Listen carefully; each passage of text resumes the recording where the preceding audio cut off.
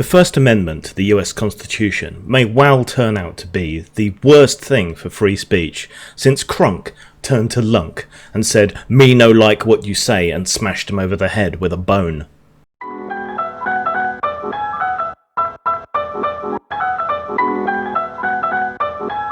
Disc jockey, drop the bass. Now the heads. How could I say such a thing when it's been such a staunch guardian of free speech for such a long time? Well, the context has changed. When the Constitution was written, the chief threat to people's freedom of expression and so on was government censorship. But that is really no longer the case. But the trouble is that the Constitution and the legal arguments around it and the idea that the big threat is the government has created this paradigm where people think government is the only threat and they only engage with the ideas of censorship and the concept of free expression within the context of the government. And that gives a huge amount of free rein for other censoring powers to take effect, especially now that the public square is owned by the private sphere. I am talking to you on a platform owned by a private company, which in the current paradigm has the right to silence anybody for any reason they want, and this is a problem. Censorship is defined as the suppression or prohibition of any parts of books, films, news, etc. that are considered obscene, politically unacceptable, or a threat to security. Nowhere in this definition is the act of censorship limited to government. Indeed, historically, censorship's really started not with the government at all, but with the church. So it's not contingent on government. Censorship doesn't only exist in terms of the government. It is not solely framed and defined by the context around the First Amendment of the Constitution that only exists in the United States of America. And freedom of speech is considered a fundamental human right. It's usually enshrined in any of these kinds of agreements or bills of rights. EU Constitution, constitutions of various other nations. The United Nations Charter has sub-definitions that include free expression and so on, even if it doesn't particularly effectively enforce them. But even so, it's not a matter of law, it's a matter of action. And beyond law, it's a matter of ethics. Even within America, groups that concern themselves with censorship and free expression don't limit themselves to merely the legalistic interpretation of the First Amendment. Take the ACLU, for example. They describe censorship thusly: the suppression of words, images, or ideas that are offensive. Censorship happens whenever some people succeed in imposing their personal, political, or moral values on others. Censorship can be carried out by the government as well as private pressure groups. Censorship by the government is unconstitutional. In contrast, when private individuals or groups organise boycotts against stores that sell magazines of which they disapprove, for example, their actions are protected by the First Amendment, although they can become dangerous in the extreme. Private pressure groups, not the government, promulgated and enforced the infamous Hollywood blacklists during the McCarthy period. But these private censorship campaigns are best countered by groups and individuals speaking out and organising in defence of the threatened expression. So when the government tells you what you can and can't say, it is engaged in censorship. Occasionally this might be justified. There might be circumstances such as national security and so on, in which case keeping information from spreading might be considered acceptable, but it's still censorship. When you protest Milo Yiannopoulos' speeches, you're not engaged in censorship up until the point that your violence or disruption or pulling fire alarms or whatever disallows that speech from proceeding. So long as you're speaking as well, rather than over or preventing him talking, you're not engaged in censorship. Is it legal? Well, depends on the extent of the protest. Is it censorship? Absolutely. But there are circumstances in which censorship is justifiable. That's where the argument lies. The only justifiable instance in which censorship is allowable is under the harm principle. That is, in the case in which the speech is directly harmful. There are very few instances that this is actually the case, but the insane end of the pseudo-left, the regressive left, the social justice warriors, whatever you want to call them, have been trying for some time to conflate speech with harm, to expand the term hate speech to the point of meaninglessness, to consider hurt feelings to be equal to hurt bodies, and that's part of the reason we seem to be seeing people encouraging and excusing physical harm in exchange for words. You know, if someone, I don't know, calls you a nigger or a gook or a heeb or whatever, that doesn't actually hurt you.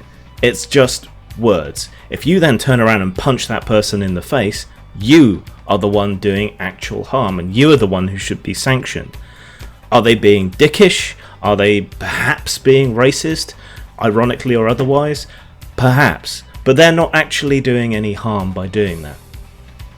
The line gets blurred, right? It's imperfect. There need to be decisions and perusals of these contexts and what's going on to really determine where harm is. But if someone stands up in front of a crowd and says,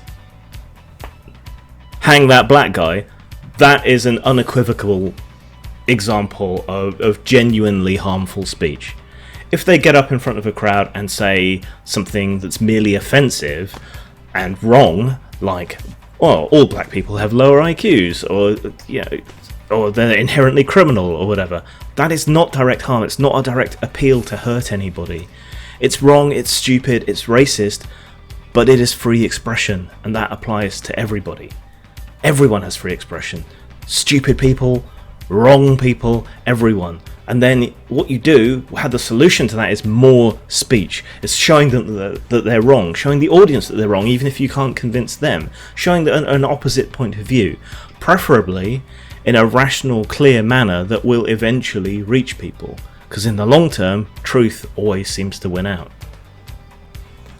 I didn't like Gamergate's email campaign, boycott campaign, however effective it was. But at least Gawker was doing things that were illegal. At least a lot of these other people were engaged in things that were genuinely illegal, libel, slander, and so on. So there were at least some kind of reasons for going after them. Whereas, much as I don't like Breitbart, much as I don't like Milo, even though he gave Gamergate a fair shake and was one of the first reporters to do so, Breitbart aren't really doing anything illegal that I'm aware of. The people who are attempting to drive boycotts and so on of them to starve them of funding and so on are not doing so because Breitbart has done anything wrong. It's just that they have a political opinion that differs from theirs. And this strikes me as being an extremely poor reason to go after their financing and so on, to go after their advertisers. The advertisers are there because they have an audience that they want to reach with their products. That should be an end to it. Advertising there doesn't mean that they endorse their point of view or anything. It's just a fact of life that you need advertising funds in order to operate any kind of large website whatsoever, really. Getting subscriptions and so on is difficult. Even with advertising, ad blockers cause all kinds of problems.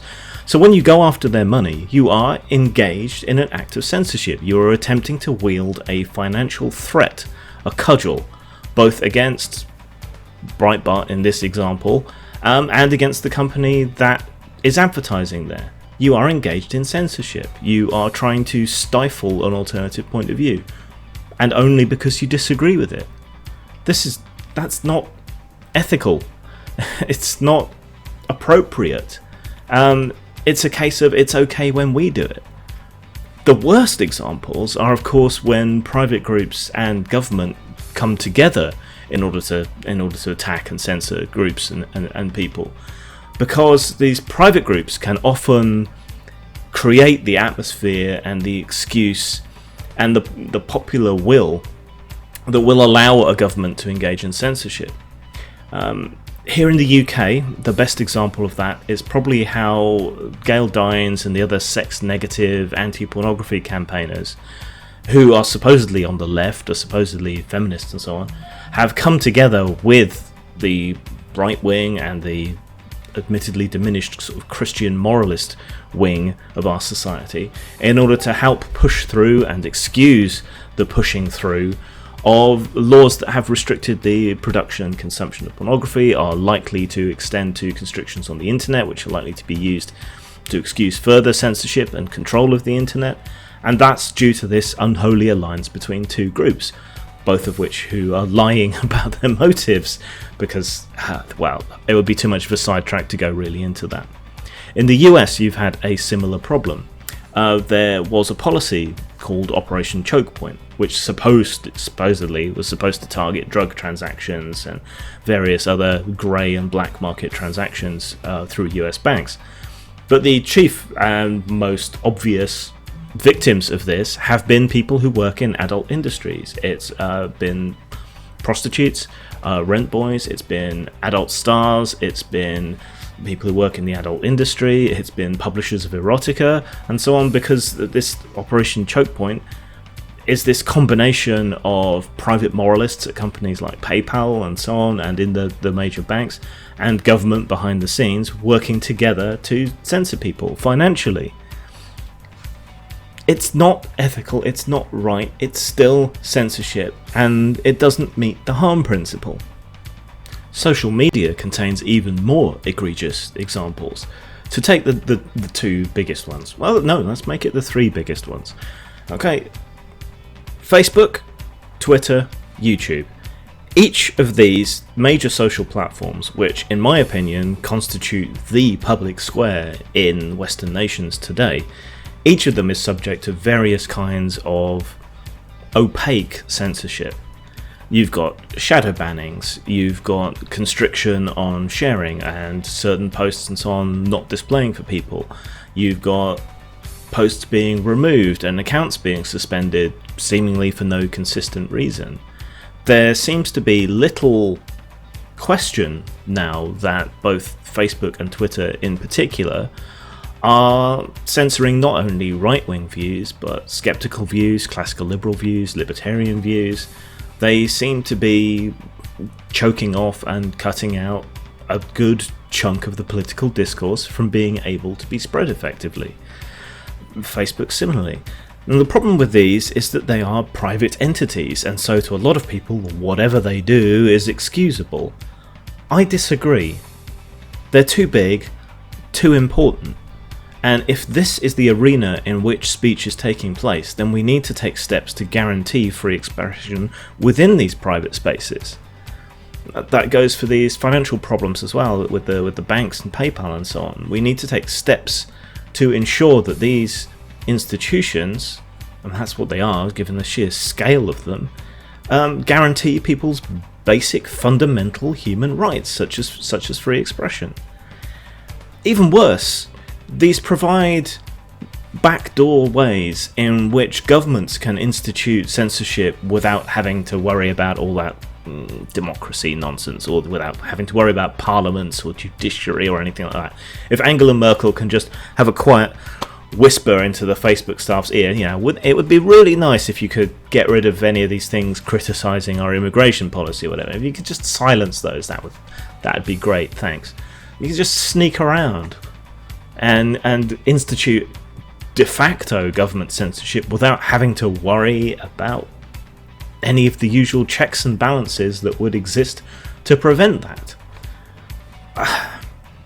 How can I get through to people that this is a massive problem, that they are engaged in censorship when they engage in these mass boycotts and actions, that this is counterproductive, that it creates a victim narrative amongst the people being censored that only strengthens them. And this even applies to far-right people who, if I had my druthers, I would censor. But I'm detached and objective, and I know enough about history and I know enough about politics to know that this is a dick move. It's you play yourself when you do that, because you only strengthen them. You strengthen their narrative. You make it seem like their paranoid ravings about how everyone's against them are actually true, and you make your own side seem weaker when you can't make an argument, when all you can do is silence. The idea that your rights should be suspended, abrogated, gotten rid of once you enter the private sphere is absurd. And yet people will make the exception for free expression for reasons. Does your right to life get superseded when you enter the private sphere? If you break into someone's property and they kill you in self-defense, that's justified. If someone invites you round for dinner and poisons you, they're going to jail. Alright, that's not acceptable just because it's a private arena. Oh, I'm sorry, officer, this is a private residence. I can kill whoever the fuck I like. Thank you very much. No one would accept that. No one does accept that. We have government interfering in the private sphere to guarantee the rights of marginalised groups, such as gays. That's the big example. I want you to make me a wedding cake. Sorry, we don't serve homosexuals. Here comes the government. No, you will. It's their right to be served. It's their right to access your services. Well, what about everyone's right to free expression? What gives Facebook the right to terminate your free expression? Just because they're a private entity? Well, clearly that doesn't follow. Murder on private ground isn't okay. You can't be enslaved by a corporation. You can be effectively enslaved, but you can't legally, fully, properly be enslaved by a company. And if they attempted to say, well, no, sorry, we're a private institution, and as such your law does not apply here. They signed the contract, they're our slave. Sorry, nothing you can do about it. I don't think anyone would go with that either. So why speech? Why make this weird exception for someone's expression? It's bizarre. It's the most egregious example of doublethink that I encounter this regularly. So long as this setup agrees with people, they seem fine to go along with it. I bet you, if things were reversed, they would be screaming about it.